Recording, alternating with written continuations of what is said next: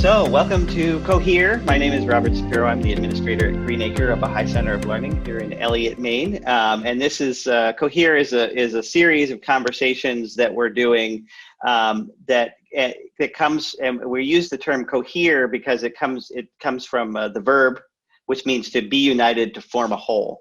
So we wanted to start a conversation series here in the midst of this pandemic, partly because at Green Acre, normally what we do is we gather people together locally and regionally and internationally to have meaningful, powerful conversations in a beautiful spot along the Piscataqua River. And these days, of course, we can't gather people together in person, so we wanted to bring our conversations online and have begun this. So I'm here with my colleague.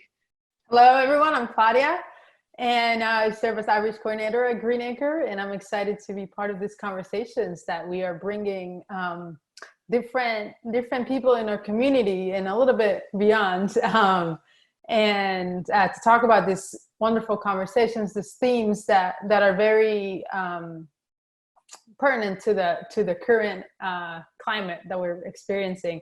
And today we have with us Jo Kelley. Hi, Jo. Thank you for being with us today. And our theme is resilience. And Jo is a local member of the Seacoast community. She's in Portsmouth, specifically a businesswoman, and she's done a lot of great, wonderful work for the community. And she has very special life experiences that we'd love to learn more about and talk more with in regards to this theme of constructive resilience. And if we're okay with it, we just want to dive in and just talk about more the term resilience and what it means. And I think it's very, especially today with all the different difficulties and trials that we're experiencing, it's I think it's an interesting thing to learn about and to be talking about. But Jo, and Robert, let's just open it up and talk about how do we see this theme resilience? I think we're hearing it a lot these days. Yeah, I think that it definitely is heightened right now because of kind of the state of the world. When I hear it, I think about people, I think like myself, who are kind of born into it in some sense. I had a very crazy, traumatic yo-yo childhood. And so, when I sat down to think about what resilience is and means to me, I kind of flashed back to my childhood and people that kind of went through circumstances like myself that have always had to be it.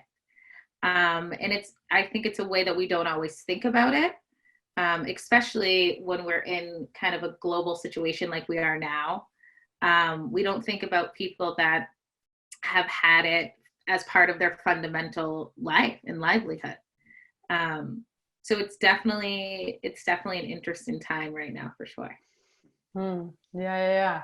And I think like if we want to just go a little deeper into the theme of resilience, of how have you learn about it through your life experiences that, in a way that allows you to see it as a tool and a strength rather than a weakness. Yeah. So, when I was growing up, I grew up without either parent. And that was unfortunately by their choice. I grew up primarily in and out of the foster care system. In the state of New Hampshire and kind of bounced around. Actually, I counted the other day and I lived in 8 homes before I was 17 when I graduated high school. Wow. And I always kind of reference, my life a little bit when I'm talking to people about resilience, because I think that for me, it became an inherent second nature. I always had to, bounce back from something. I always had to overcome it to see what the next thing is. For me, at least, I always, and it affected me in ways that I didn't really think about until I was older. When I was younger, I always, thought of the future. okay, you can get through today because in a week, you won't have to deal with that again, or in 3 days, or in 4 days, or in an hour. And it built up this resiliency in me that I can get through it. You know what I mean? Sometimes as an adult, I have had to scale that back and, be more present in the moment. But yeah, it's definitely, I can remember times where as a young child, your world kind of crumbles, and you don't always, it's funny because I think back now as an adult, and as you grow up, you learn not necessarily right and wrongs of life, but kind of there's moments you look back, especially there's moments I look back in my life and I say, wow, if I wasn't as resilient in my core and fundamentally who I am, I don't know if I would have made that through. Made through that, gone through that, survived through that. To share a personal story, I can remember being a very young kid, being 7 or 8, and my mom would always come in and out of my life, when it kind of suited her. She suffers from mental illness, and, it took me a long time to kind of accept that. But at this point I was living with my grandparents, and I remember it was Thanksgiving break, and she said, I'm going to come pick you up. We're going to come pick you up. You're going to come spend the weekend with us. And I just was so excited that I remember telling everyone in my class. And then I came home, packed a bag, and waited outside for her. And then the next thing I remember is it's the next morning, and I'm still at my grandparents' house, and I'm just like tucked in my bed. And I wake up and I'm like, what am I doing here? Why am I here? And my grandmother was kind of like, yeah, she just never came. And it's one of those things that you don't know in the moment. Obviously, you're so young, and especially when you come from kind of a situation like I did, and you're used to it, right? You're used to, and sadly, as a 6-year-old, I was very used to abandonment. I was very used to neglect. I was used to those feelings, but you don't think about in that moment, or even for years. Now we're decades later. I think about how I was like, okay, I'm not going to be disappointed. And at that point, I started building how do I describe it? A resiliency to being disappointed. You know what I mean? I started, at 7 years old, not even really cognizant of it, of fully accepting people for who they were. At that point, when I had to say, okay, I can sit here and cry all day, which I, probably did. But tomorrow I need to be over it. I can feel it. Part of my resilience and how I've survived, I think a lot of the crazy things in my life, is that I've allowed myself to really feel those feelings. You know what I mean? And I think that's a thing as a people we don't always allow ourselves to do is, if you're upset, be upset. Let yourself truly feel it so that you can process it and move on from it. And to me, the move on part is real resiliency. And that comes from every kind of facet of life. Yeah. And I think that's a great example of how to cultivate that sense of resilience, of, letting yourself feel it and express it however it may be. And then finding creative ways to carry on forward. And I think that's a great kind of leadway into the actual theme of the day, which is constructive resilience. So how do you create something constructive out of this experience that are so traumatic, but also so make up who you are in some ways, but also help you define who you want to be. I think the biggest thing that I think when I think about constructive resilience is that we all have the ability to create our own world. And I say that because worlds are different for everyone. You know what I mean? For me, I needed to cultivate and create a safe emotional and mental space in my life. That was a fundamental building block of me in kind of my early 20s. I knew it. I kind of said to myself, at some point you can go left or you can go right. You know what I mean? You can, Yeah. you can kind of go down this destructive path in your life. And you can be angry all the time, and you can, you know, you can be sad and vengeful for the world, or you can take that and build what you've never had. And for me, it was a really defining moment. You know, I was in my early 20s, and, you know, kind of one of those, you know, I'd always just gotten by. You know what I mean? I had a good job, I had a decent education, I was personable enough, and I kind of had to say to myself, is this really the life you want to build? You've just survived all of that to just exist. So I decided to take, you know, kind of my power of who I am as a person and create a life. And for me, it's blind in the difference of how you feel about yourself when you really take ownership of yourself. And that doesn't stand to say that there's not battles and challenges and, you know, emotional scarring and all of those things. And it doesn't necessarily mean that you have to go open a business or that you have to, you know, do grand things. For me, it was being one of the first people to graduate high school in my family. You know, that was a part that said, like, okay, be constructive. If you're going to do something, do it. You know, don't allow those things to control your life. Allow them to be motivators in your life to launch you forward. Yeah. And I think that's it. Like, that's such a powerful, I think, moment to come to in your life, especially in your 20s, you know, so early, that's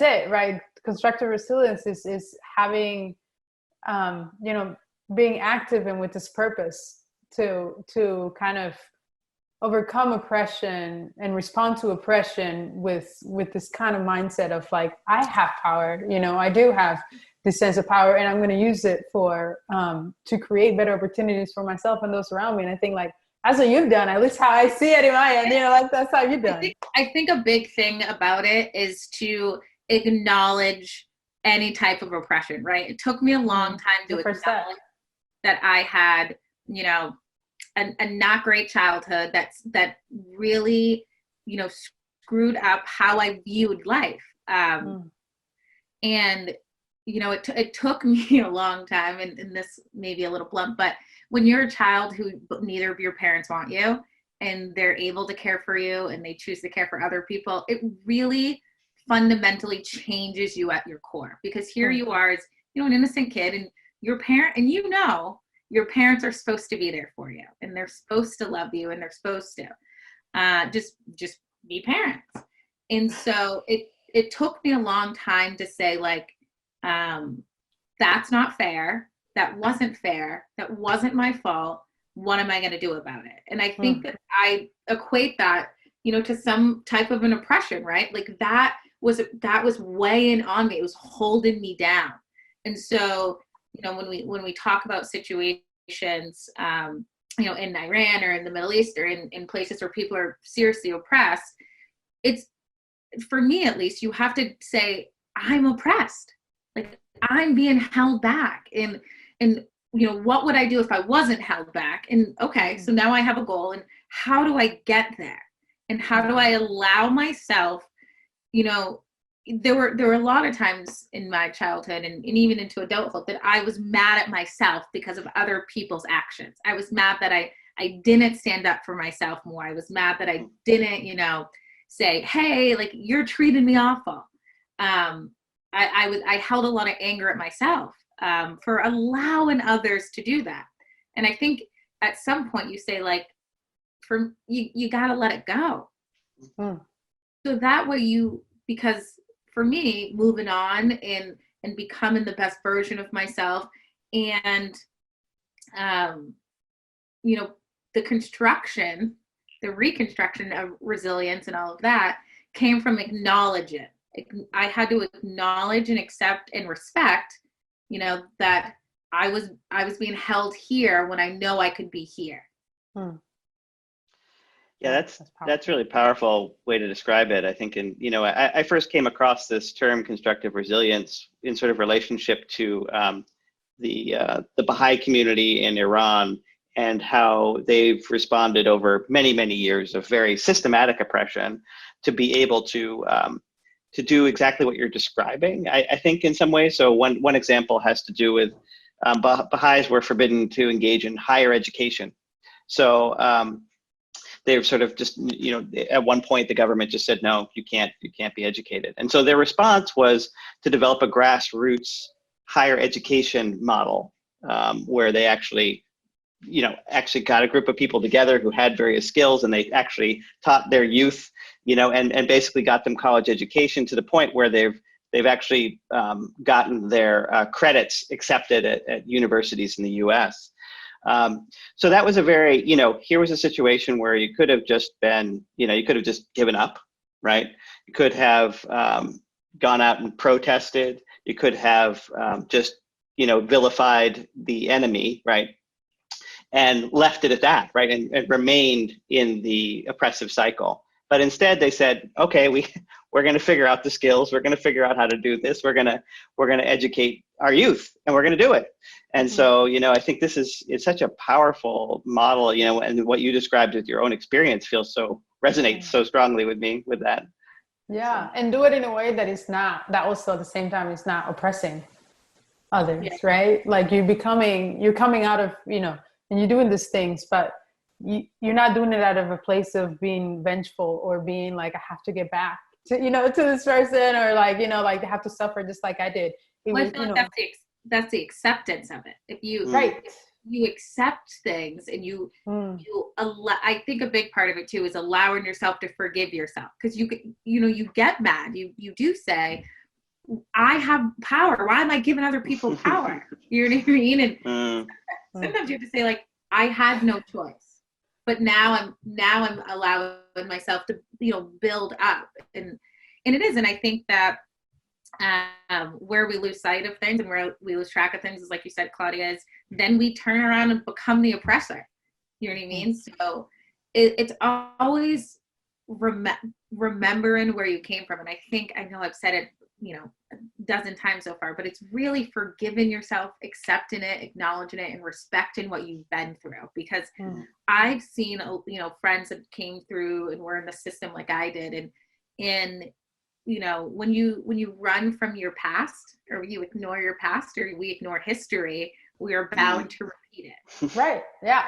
But if you always remember it and you talk about it and you acknowledge it, I believe that when I talk about my story and all of the things that I went through, I lived at a children's home, and I was just dropped off with my stuff in garbage bags one day after school and had no idea what was happening. And, you think about all of the crazy things that went on in your life. And the more and more I tell my story and the more I talk about those things, I remember, being on a stage or in a small group of people talking about it. I remember how good that made me feel, and it overpowers the feeling I had when I was that kid, right? So I'm transforming that experience.